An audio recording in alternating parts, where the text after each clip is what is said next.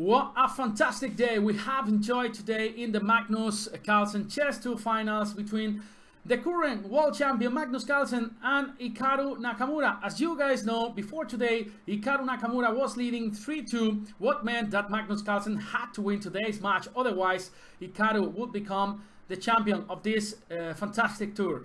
The day hasn't disappointed at all. It's been a fantastic day with a lot of exciting chess games. And I'm gonna show you what has been, in my opinion, the best chess game of today. It's been a fantastic attacking chess game where the world champion Carlsen was driving the white pieces and Nakamura the black pieces. So just fasten your seatbelts, take some soda and some popcorns, and let's enjoy all together this game between Carlsen and Nakamura. So the Norwegian world champion starts with d4, knight f6 for Nakamura, c4 and e6, intend to go for the Nimzo Indian defense. Carlsen says, you know what, I'm gonna allow you to go for the Nimzo, so he played knight c3, but you wanna stop, you wanna avoid the Nimzo Indian defense, you can go knight f3 here in this position, or also g3, intend to go for the Catalan setups. So knight c3 from Carlsen, bishop b4, and here there are many interesting options for white. You can play knight f3, you can play a3, as Magnus Carlsen did in yesterday's Armageddon. Actually, it didn't go well for him. You can also play bishop g5, queen c2 as Uncle Jan recommends in his Chess24 video series. The idea behind queen c2 is just to recapture on c3 with the queen, not allowing black to ruin our pawn structure on the queen side. But today, Magnus Carlsen starts with e3, which is a really natural move, so he wants to develop this bishop by d3 normally, and also there are many possibilities to bring this knight to e2. So Hikaru Nakamura continues with short castle, and here Magnus plays bishop d3. Another interesting setup is, as I just told you, knight g2 e2, which his main idea is just to kick this bishop with the move a3, and if black captures on c3, now we just capture with the knight on c3, so we have a healthy pawn structure and we got the bishop pair. So that's why here after knight g2 e2, black plays rook e8, giving this free square for the bishop in order to retreat it over there, and also moves like c5 as c6, sorry, as Jan Gustafsson recommends in his video series. Also d5 is a very natural move. But as I told you, bishop d3 from Magnus Carlsen and c5 from Hikaru Nakamura is striking in the center. Two main moves for now, knight f3 or knight e2. So Magnus Carlsen goes knight to e2. Now he wants to put his king in a safe place with short castle, d5 from Nakamura, and here Magnus Carlsen attacks the bishop with the move a3. Of course, it's also possible to play c takes d5, e takes d5, and a move like a3 or even d takes c5 in this position. But a3, now basically this is forcing black to capture on c3, and now Magnus recaptures with the b pawn. The other option is to take with the knight, but I think this is a very healthy position for black after c takes d4, e takes d4, d takes c4, bishop takes c4. This is an isolated pawn structure where we have already exchanged a pair of minor pieces, and I would say that black is completely fine after moves like knight c6, b6, bishop b7, and it enjoys a fantastic pressure on the d4 pawn. So Magnus takes with the b pawn, now d takes c4, bishop takes c4, and queen c7. And now this move is tricky because black is actually intending to capture on d4, and then next move capture this bishop on c4. So that's why you gotta do something about this guy, and that's why Magnus Carlsen says, you know what, I'm gonna retreat the bishop to a2, putting this guy in a safe place. Well, we're still following a game between Magnus Carlsen and Aronian, and I'll tell you guys when we deviate from this game. So short castle from Magnus Carlsen, b6 from Hikaru Nakamura. Of course, one of the worst black pieces is this bishop on c8. Now you want to put it in a nice place, which is b7, join this fantastic diagonal, and also a6, which is looking nice also for black. So bishop a6 after short castle, and now bishop b2. As you guys can see, white enjoys the bishop pair in this position, but we got one little or maybe big problem, which is that this bishop on b2 is basically doing nothing in this position. So we want to open lines with moves like c4 in the future, and why not open this diagonal for the bishop with moves like d5, and this bishop will be targeting f6 and also g7 in the future. Because this bishop on a2, even if we close the position with c4, we can always retreat this bishop to b1 in many positions, and also this diagonal would be awesome for this bishop on b1. So knight c6 from Hikaru Nakamura. The other natural option here for Hikaru was knight b to d7 and then rook d8 and rook c8, but then he prefers to develop this knight to c6, which is maybe a little bit more active square for the knight. You can also come to a5. We were saying we want to put the pawn on c4, so the knight on a5 would be putting some extra pressure on this guy on c4. So rook c1 from Magnus Carlsen, and now here is where Nakamura plays a novelty. In that game between Carlsen and Levon Aronian played rook f to d8, but Nakamura moves rook a to c8, which is also very natural. Now Carlsen continues with c4, finally opening this diagonal for this bishop and also intending to go d5, which is very, very dangerous for black in this position. So now Nakamura takes on d4, reaching this hanging pawns position. And now, as we were saying, we want to play d5, creating a lot of damage. Because, for example, let's say black plays something stupid, right? For example, h6. You can play d5, and black is never able to capture d5 because there are troubles on the c file. So that's why Nakamura says, you know what, Magnus? I'm going to play queen e7 in this position. So basically, you play d5.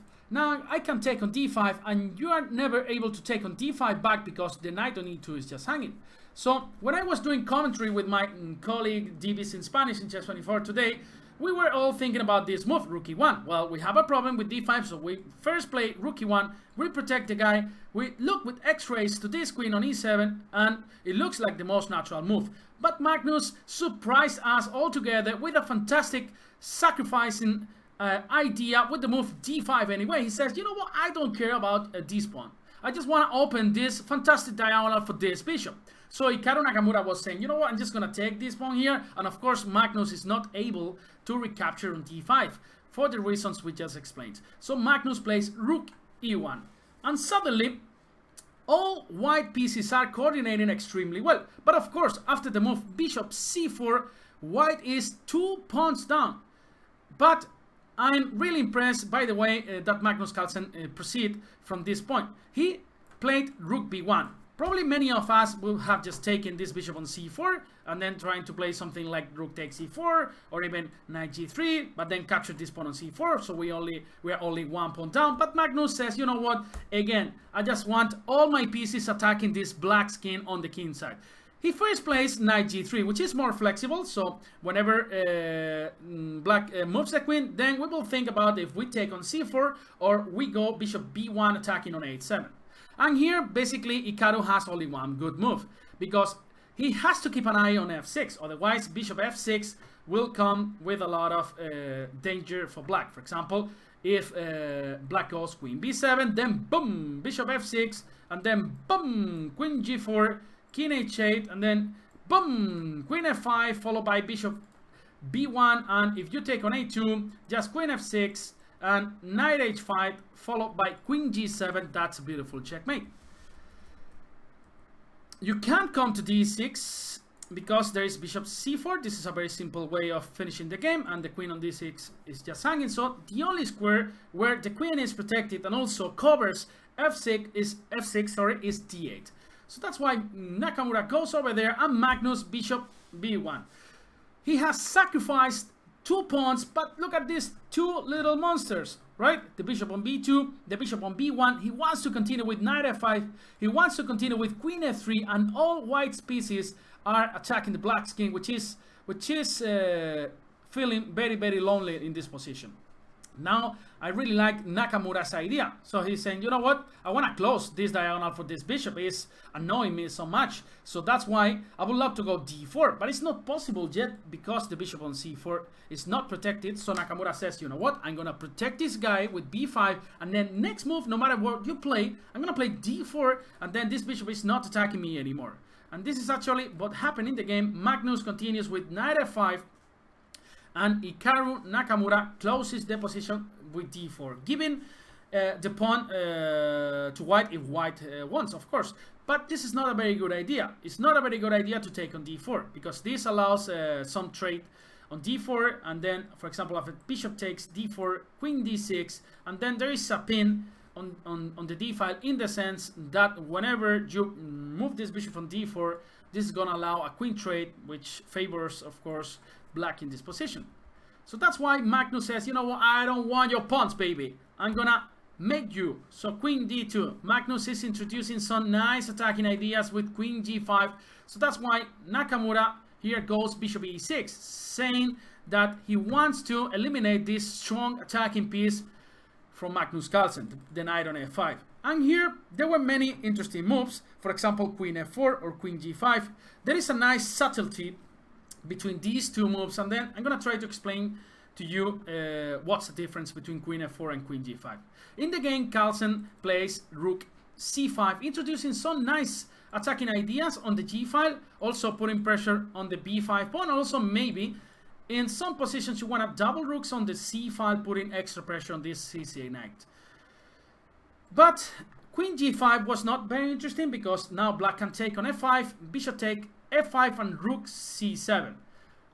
It's much better to place the queen on f4. Why? Because in this same variation, queen f4, let's say bishop takes f5, bishop takes f5, rook c7. Now you can just play bishop d3, attacking b5, and after a6, you can just take on d4. And the difference between the queen on f4 and on g5 is that you're putting pressure on c7. What means that black can take on d4. Instead, Magnus decides to go rook c5, attacking the pawn on b5, and Nakamura plays here maybe the most natural move. The best move, according to the engines, was just to eliminate again this strong knight on f5, and at the bishop f5, just queen d6, sacrificing this pawn, and the engine says that this position is around equal. Now, the attacking chances for white in this position have disappeared, and black still a pawn up.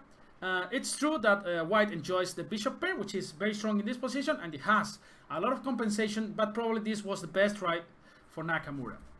But instead, he protected the pawn on b5, and then this allows one of the most beautiful combinations of this Magnus Carlsen Chess 2 Finals. He just took the pawn on g7, he sacrificed this pawn, and I'm gonna guarantee you guys that you're gonna see one of the best, one of the most beautiful variations that you have seen probably in the last months in this analysis. Just try to see what happens here. So basically, black is forced to take on g7, and now Magnus plays queen g5. Another strong move here was bishop c1, which is very nasty because white wants to go queen h6 followed by bishop g5. And in fact, the engine says that black has to give a piece back. For example, you get greedy saying, you know what, I'm gonna try to keep all my pieces. You just play here rook g5, and the king cannot escape to h8 because there is rook h5 just winning on the spot. And you had to go to f6, but this is not a piece of cake, sorry, for anyone. After f4, for example, this looks so risky for black, even though the engine is saying that this is more or less equal. Who understand chess anymore, right? Engines are crazy. We are getting crazy with so much chess with this quarantine, right? I've been locked down in my house since March, so I just want to escape from my house. I want this pandemic to be finished and then go back to real chess tournament, right? Okay, sorry for talking a lot of bullshit.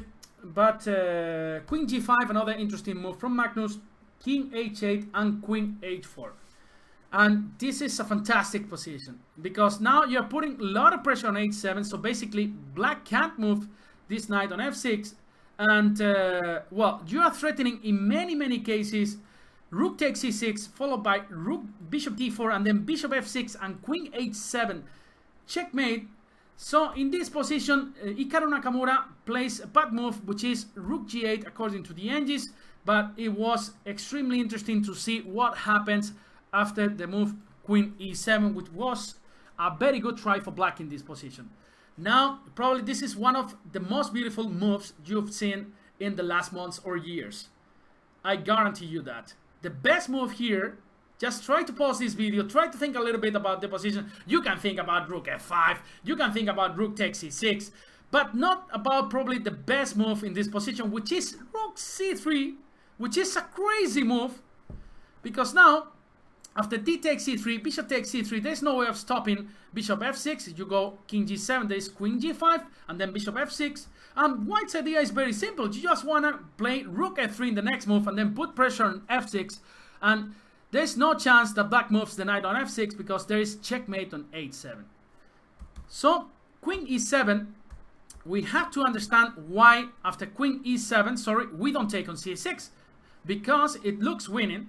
But after rook c6, bishop d4, there is a fantastic resource here for black, and this is the move bishop f5, which is crazy, because now black is protecting f6 with two pieces. You cannot take the queen on e7 because there is mate on the back rank. This is just crazy, you know. All my hairs are just jumping right now. This is so beautiful, you know. And then the thing is, if you here play f3, which looks nice because you attack the queen and then you attack f6, now black can play rook e6, and then after rook e6, f takes e6, the rook on f8 is protecting the knight on f6. But okay, now pay attention to this. After queen e7 and you play rook c3, now black could say, you know what, I'm gonna play rook g8, but now it works. Rook c6, rook c6, rook c6, bishop d4, and now bishop f5 is not working because of the move f3.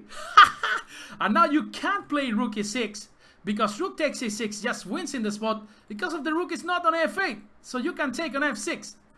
So that's why you gotta wait till the rook goes to g8 to take on c6. So this is just a fantastic variation, right? This is so amazing. So Hikaru Nakamura plays rook g8, and now Magnus Carlsen takes on c6.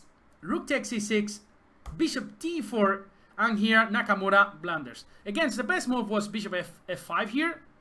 Of course, if you retreat the bishop, let's say to c8, there is mate after bishop, sorry, after queen h7, just checkmate in one move. Actually, queen h7 is a threat. So here again, the best move was bishop f5, but after bishop f5, it's just too good for white. You are only an exchange down, and then you got these two little monsters, right, to finish the game. So Hikaru plays king g7, Magnus took on h7, king f8, queen h6, check, king e8, and bishop f6. And again, this is a similar kind of position where white is only an exchange down, but look at this king in the center. But this is not finished, and Magnus managed to make a small mistake which allowed Nakamura to continue in the game a little bit later. So queen a5 attacking the rook, Magnus Carlsen retreats the queen, covering the rook on e1. Now queen b6, offering the trade of queens, and now of course you don't want to trade queens in these positions because the king is still in the center, and so it's extremely dangerous for black here. So a good move like bishop d4 or even bishop e4 were okay at this point, but Magnus makes a big mistake, a small mistake with the move rook d1, which is of course stopping queen e3 because there is checkmate on d8, but then this allows rook d8. Again, black background problems for white here. So now after bishop d4 from Magnus Carlsen, queen c6, now threatening checkmate on g2, Magnus plays bishop e4. Still, the engine says this is more or less holdable for black in the sense that white is only a little bit better, but in practice this is really tough to play for black with that king in the center. So here Magnus decides to go with h3. h3 is really precise and not h4 because this allows rook g4 and then too many troubles on the fourth rank. So h3, now you cover g4, you give the h2 square for the queen. Now king d7 from Nakamura, rook d2. Now Magnus Carlsen finally protects this rook on d2.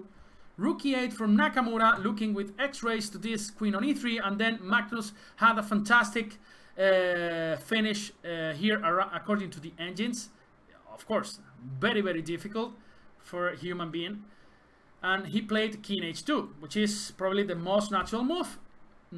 Bishop e5 was winning in the spot, and this is because you can't take the rook on d2, because after queen d2, queen a7 is actually checkmate. King c8, queen b7, king d8, bishop f6, rook e7 takes, and queen b7 back, checkmate. Of course, extremely tough to figure out, right? So king h2, and here bishop d5 from Nakamura. Now bishop f5, attacking, giving a check over there, and bishop e6 back. And now the point is he goes back to d3, attacking the queen. There is no queen takes d4 because of bishop takes b5, and black blunders the queen, so that's why he had to go to a4. And now Magnus finally sees the idea not allowing even a check on the back rank. So now this is completely lost because there is a discover check on the d file, and if black keeps the rook on the d file, now the queen comes to a7, giving a checkmate on c7 in the next move. So that's why Hikaru Nakamura resigned.